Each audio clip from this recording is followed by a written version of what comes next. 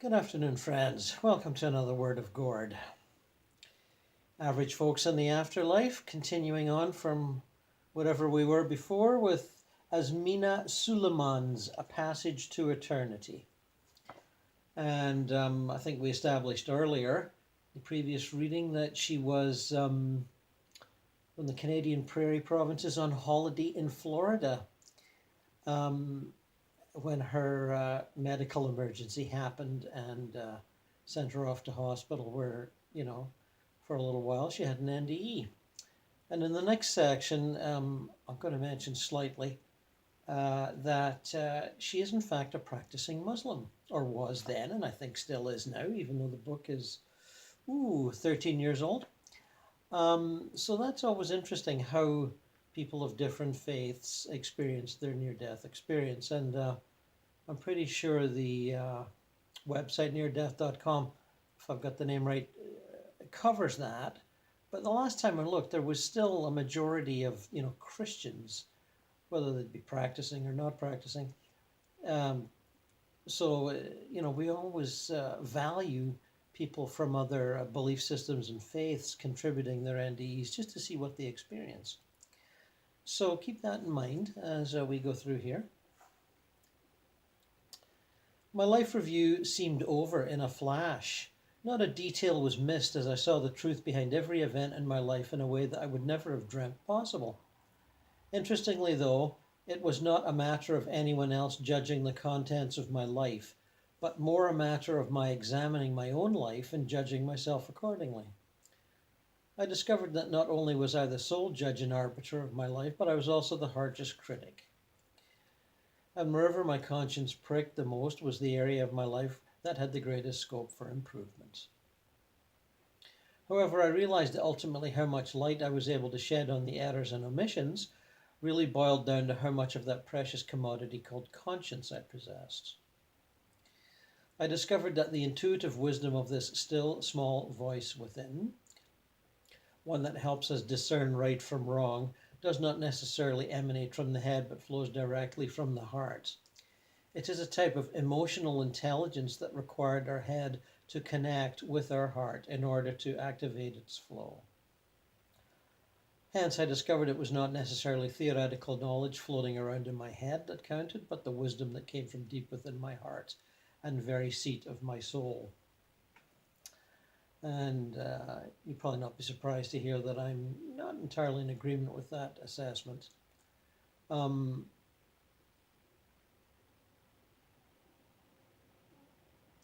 People, New Agers, and I don't know if she sees herself as a New Ager, but I think she does, often identify the heart very closely with the seat of the soul and not the head.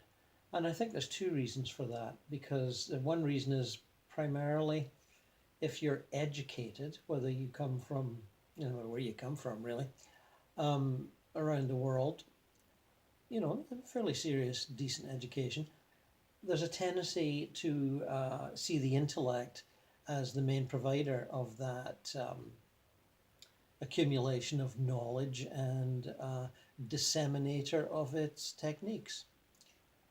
And New Age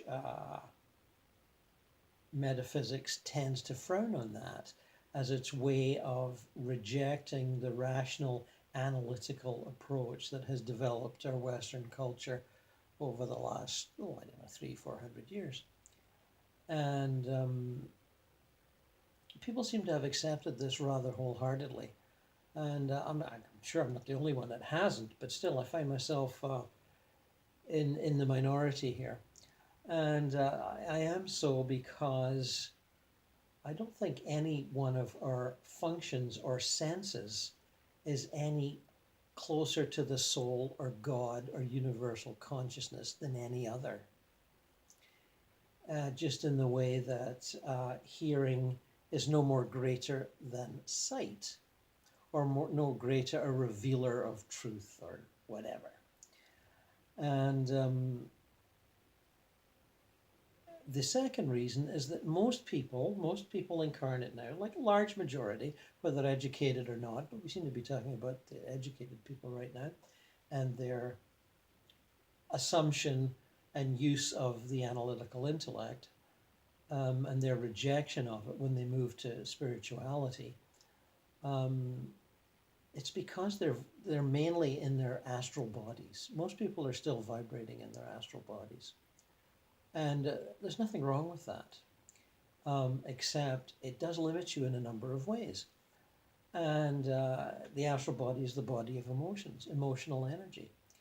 And while we're still developing that to the fullest and learning to navigate with it as captains of our vessel rather than stowaways in the, in the hold, not knowing where they're going and having no control, we're learning to be captains of that vessel so that the ups and downs of the emotional life, rages, torments, depressions, jealousies, etc., including ecstasies, I should also add, um, can be directed so that we're not the slaves of them. And that's why we're still in our astral bodies. Now, also learning, love, compassion, mercy, all that sort of thing. And as we can see by looking around the world, not everyone's right on the program with love, compassion, and mercy. It doesn't take much to grab that one. But the head, the brain, the intellect, the analytical intellect, is just as much a key to this puzzle as the heart. And I would emphasize that greatly, because New Age metaphysics and philosophy tends to reject the head, and I think it's wrong to do so. Just because we're moving away from over-intellectualized, theoretical, analytical, materialist culture as the sort of scientific worldview that we've all had shoved down our throats since we were, in kindergarten, has to be seen for what it is.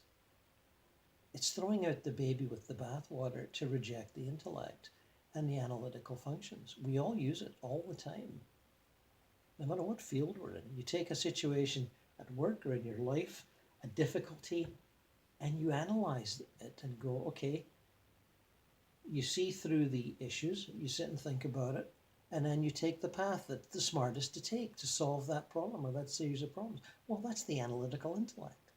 It's not the heart. Anyway, I can see that's always going to be a contentious issue. I bring it up on Facebook, and people always want to argue with me, which is fine.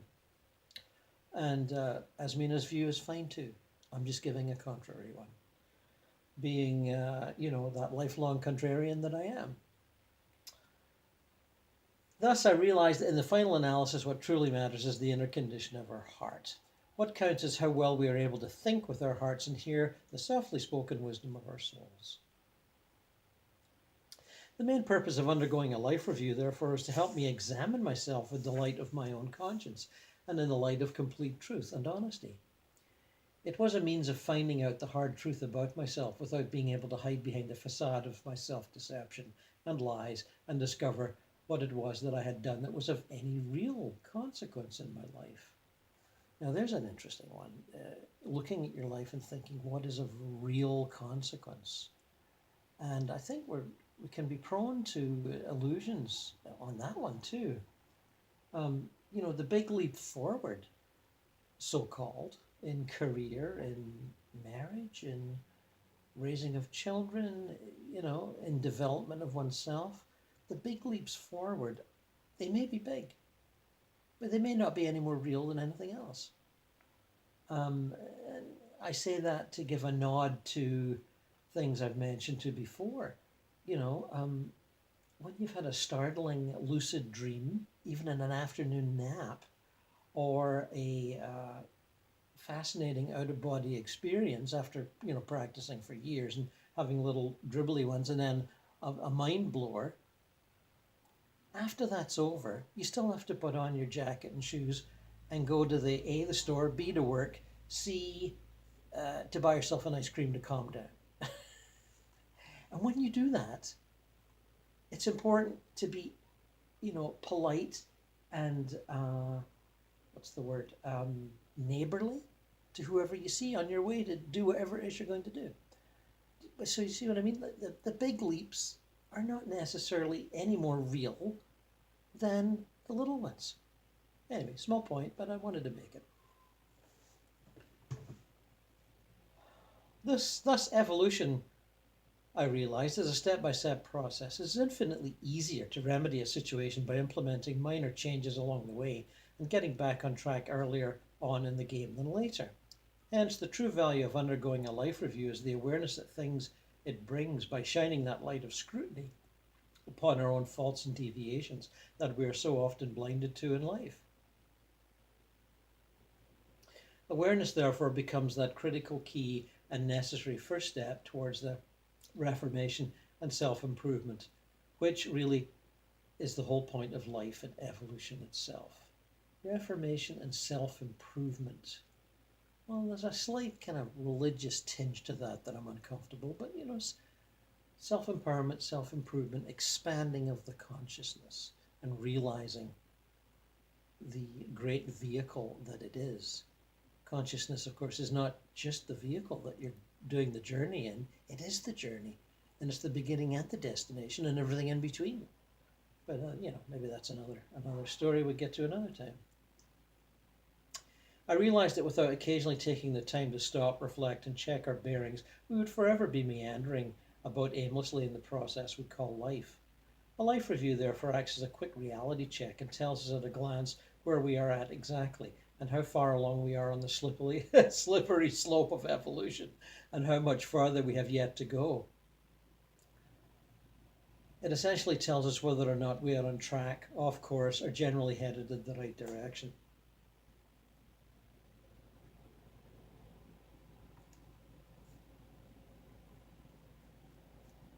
Put another way, it helps us see the big picture and set our sights firmly on the main prize, namely becoming one with our Creator from whence we came. Yeah, well, I'd rather go with the God consciousness than Creator, but maybe that's quibbling. Even though I was basically alone throughout the whole life review process, I was always conscious of the comforting presence of my Lord by my side. He did not intervene nor intrude upon the proceedings. Rather than dictate or manipulate, his presence helped me focus. His sole purpose seemed to be quietly to guide me through the transition between physical life and the true life, by showing me the way and pointing me toward that right path.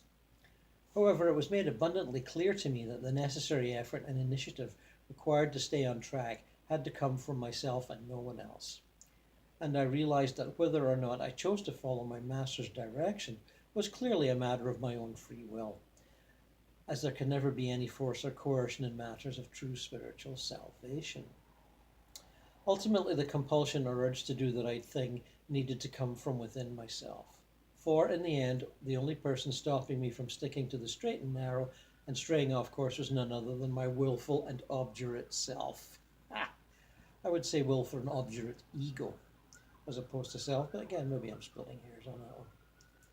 Even as I gained rapid insight into the truth about myself, as well as my journey through eternity, it was gently brought to my attention that I had gained.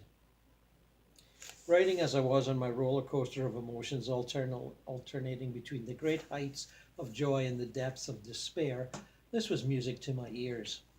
I was immensely happy, nay ecstatic. I'd actually managed to gain ground on the forward thrust of evolution.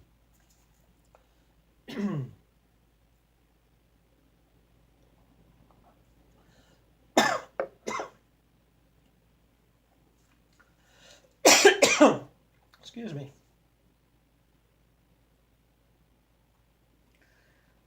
This was my self-defining moment, something that lies at the very heart of evolution and life itself.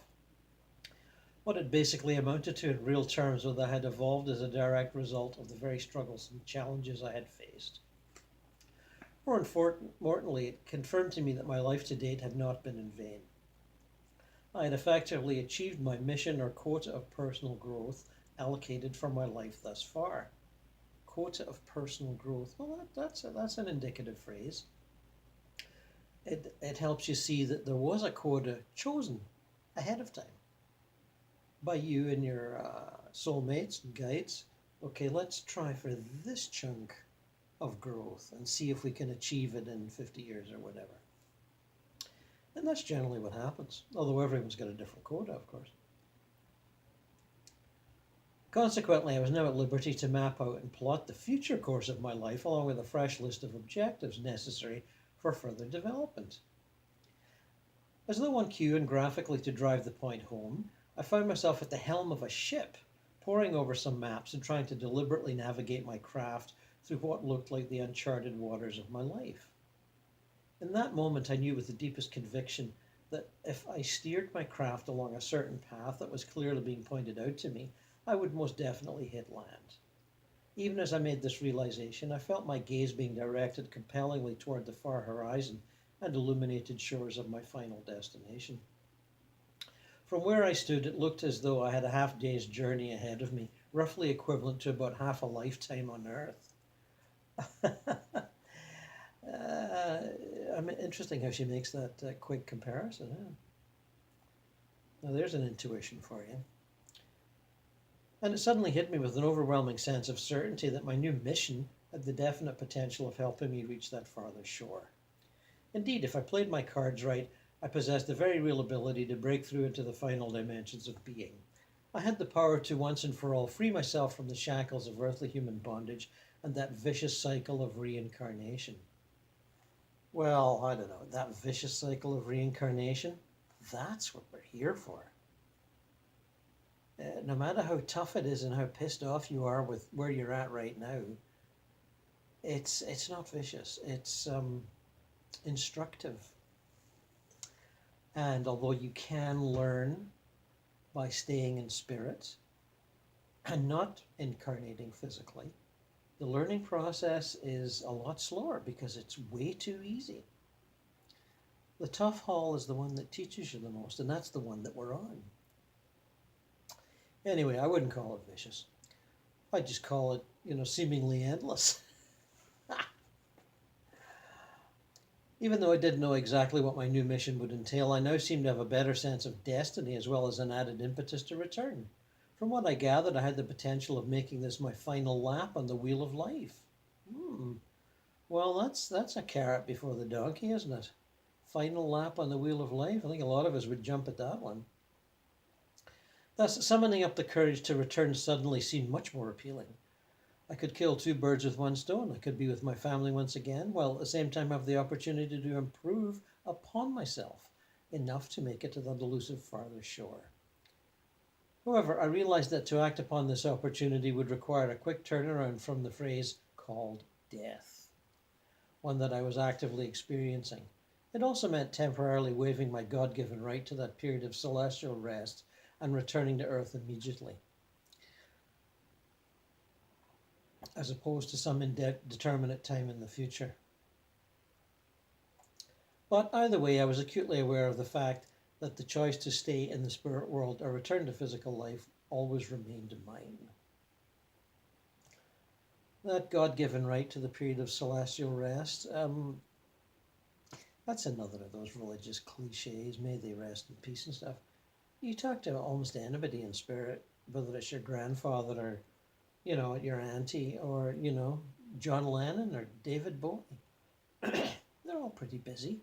I mean, they're not rushed off their feet, but they're involved. They're doing stuff. There's lots to do there. It's relaxing in terms of there's no physical stress, but you're challenged in all kinds of creative ways. So forget all that rest stuff. It's not really accurate. Now, if you've come from a lifetime of stress, illness, drug addiction, alcoholism, or whatever, or brutal imprisonment by a ruthless regime, then of course you're going to need a bit of rest with that. But we're not all in that position. I felt singularly blessed to have had the opportunity to examine my life in the clearest possible light. Consequently, I felt that I now possessed a longer range view of both my physical as well as my spiritual life. More than anything, I remembered feeling this overwhelming sense of joy and gratitude for being allowed a choice in the matter of my life and death. And as strange as it may seem, I also remember being shown that precise moment in my life when I was first made aware of the possibility of such a choice looming up. I suddenly felt myself flash back 7 years and made to recall that fateful day in 1991 when I was afforded a flitting glimpse into my future.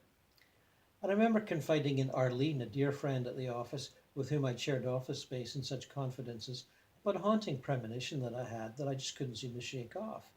I had tearfully revealed to her that I felt only had a handful more years to live and had agonized over leaving behind my husband and children. Although I'd subsequently tried to convince myself this was just the product of an overactive imagination, deep down I knew then, as I know now, where exactly it was that I was headed. I was headed home toward the blazing glory of that farther shore. As I gazed into the horizon, I could see a distinctive blue haze gathering in distance that seemed to be coming increasingly closer. When suddenly, without warning, something quite incredible began to unfold all around me.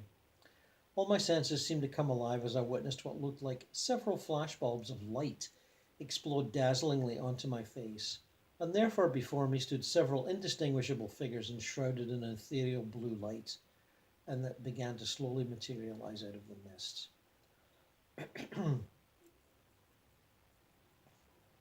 Whatever I felt, sensed, or thought at this point seemed to bounce directly off the chart of my consciousness and trail off into tiny explosions of light. Everything seemed to happen all at once as events started to quicken and blend into each other. At least that is the way it appeared to me in this plane of rapid vibrations, where time itself seemed non-existent.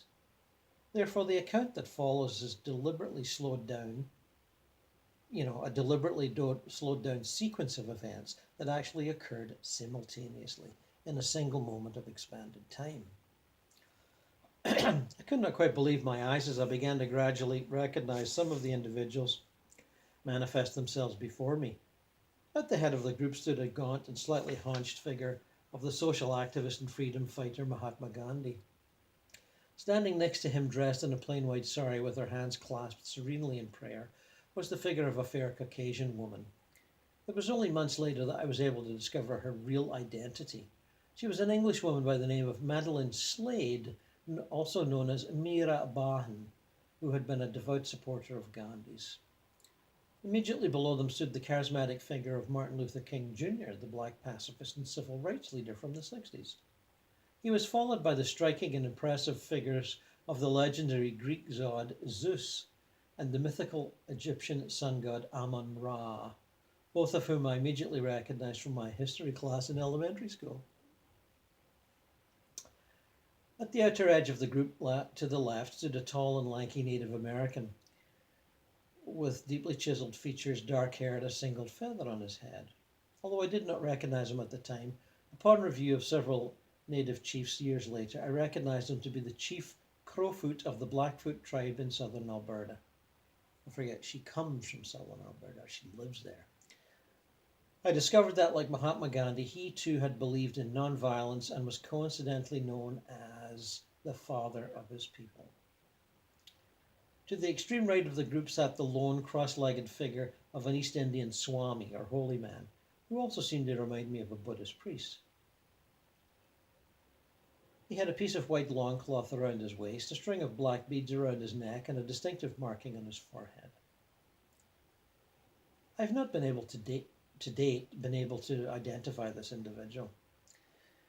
As I watched these figures of historical renown with interest, understanding suddenly flooded my mind. I realized that the individual flashes of light that preceded their manifestation had, in fact, represented the inner light or spark of the divine in each of the individuals now before me. I further realized that in my present consciousness I still required the familiarity of color and form in order to be able to recognize them more fully. As I could not yet distinguish them by the light and brilliance of their souls, they had to considerably slow or power down their vibrations so that I might be able to identify them as human beings who once walked the earth. Even though I was not able to recognize all of the figures in the group at the time, what baffled me the most was the fact that an Egyptian sun god, along with a two-headed Greek god, had never really formed a part of my beliefs.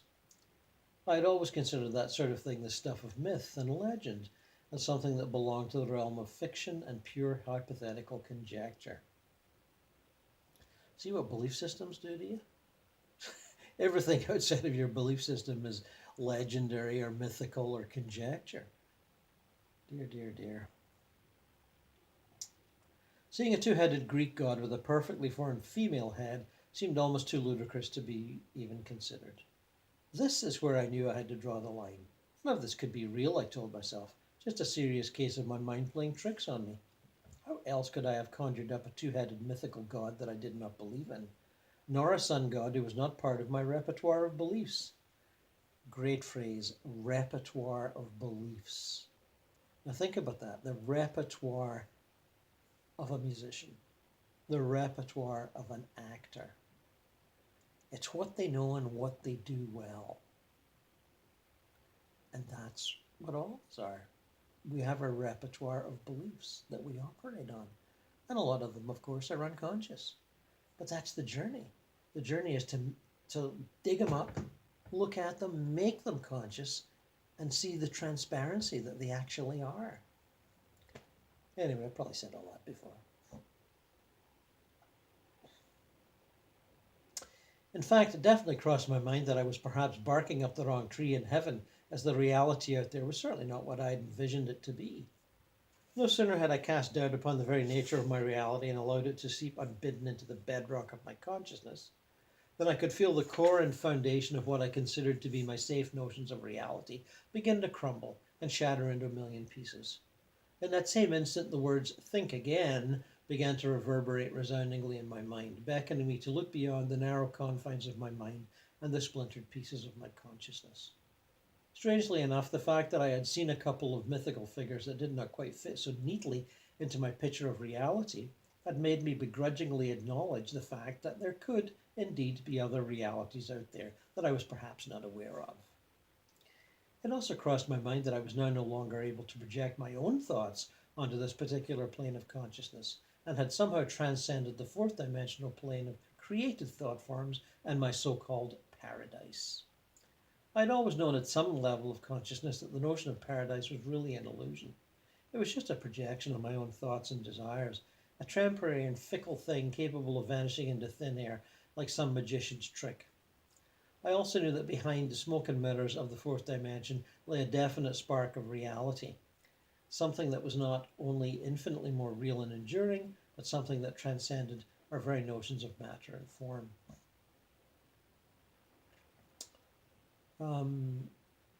The created thought forms and so-called paradises.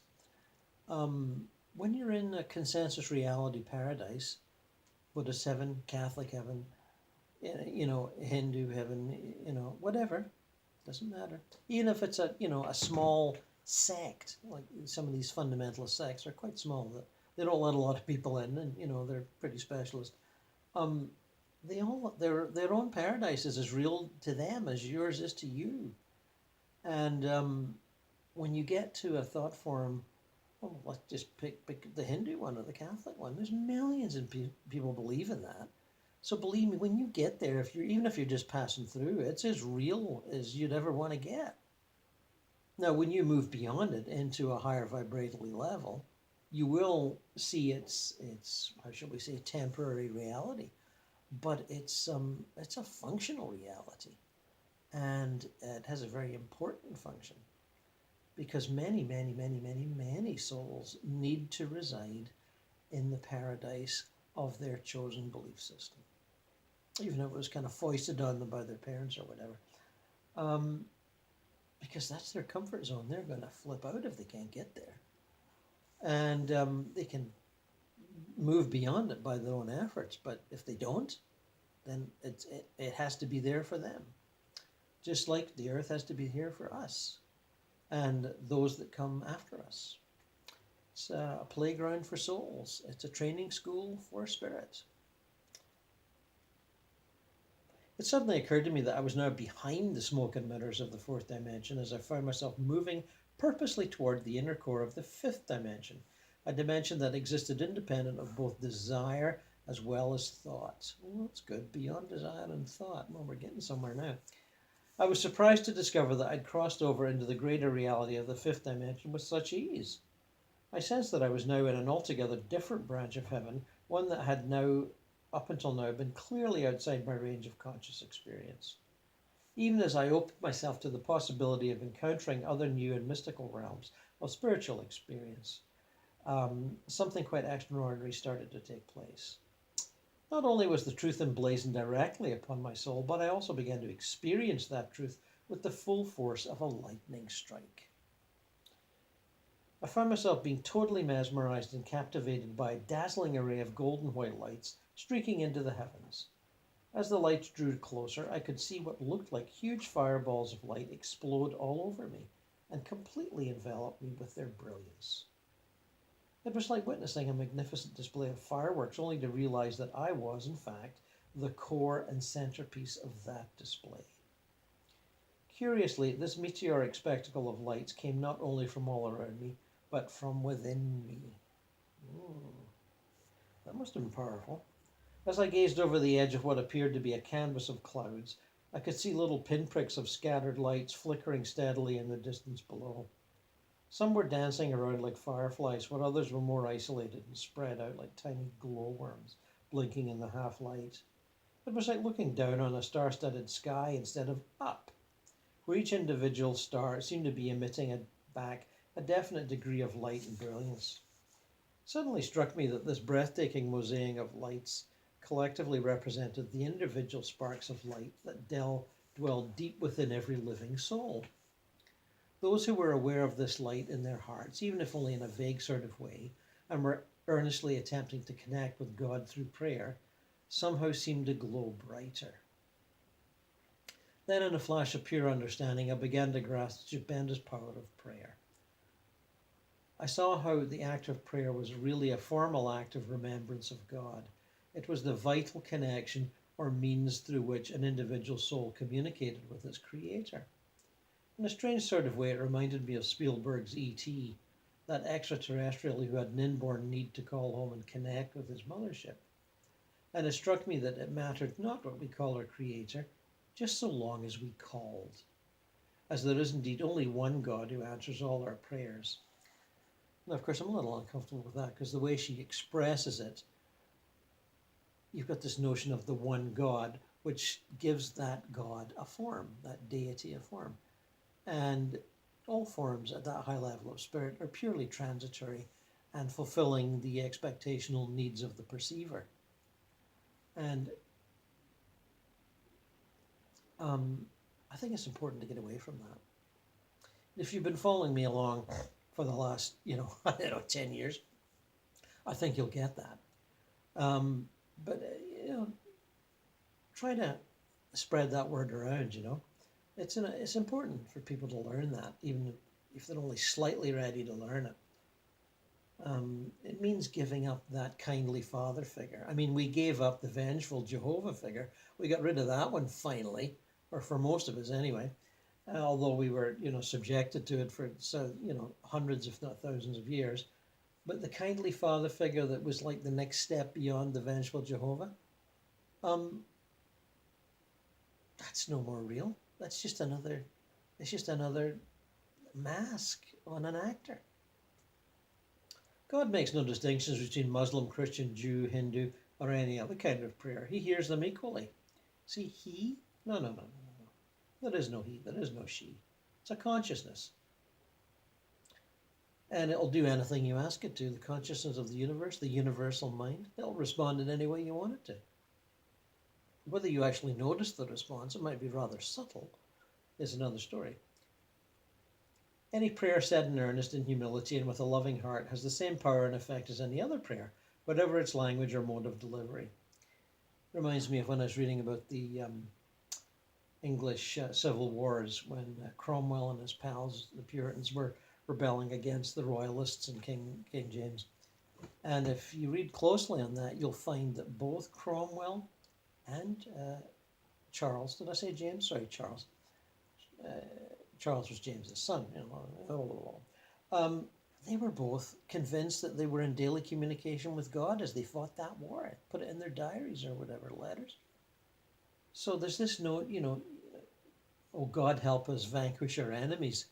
And well, the enemy's saying the same thing or praying for the same thing. So if all prayers are valid, as she says, then all enemies are equal. How much simpler does it get? I realize that the purest form of prayer, however, is one that is untainted with thoughts of self and submitted out of devotion or pure unconditional love. The true beauty of such a prayer is that it benefits both the person who's being prayed for as the person praying. Yeah, it's one of those everyone wins situation. Even though that person is not looking to benefit personally from that prayer, it happens anyway. More than anything else, prayer helps improve the inner condition of our souls, as it allows the light of God to penetrate our hearts. I saw how prayer unleashed and activated an invisible force into the world that is beyond the ken of normal human understanding. Not only does prayer invoke God's divine grace and intervention into our lives, but it also helps us get closer to that source. Moreover, miracles, things that we cannot logically explain away with science or rational thought, are often the direct result of such interventions through prayer, and are indeed visible proofs of God's hands at play in our lives. Well, miracles, that's another whole story. We could debate that one for the longest. Well, what are miracles? What did Shaw say? That miracles are that which create faith. I would personally say, and I've said for years, miracles are that which we take for granted. Anything that we take for granted, and look around, we do take a lot, is a miracle. I'd offer up breathing as one, or the circulation of blood pumped by the heart. That's pretty miraculous. Goes on all the time, never stops, and for a fair number of years too. So maybe with this mini disquisition on miracles, we'll bring this episode to a close before I get truly boring and start rattling on like some, third-rate deity setting up his little stall in the marketplace with funny hats and balloons. We'll get more. There's more and more interesting stuff on this for sure. And I realized when I came across this book, I've had it for a few years, that it would make for an interesting series. And it is. It's, as you can see, it's got me jived up, and I hope it gets you jived up too. And until we meet again, I bid you all a fond farewell.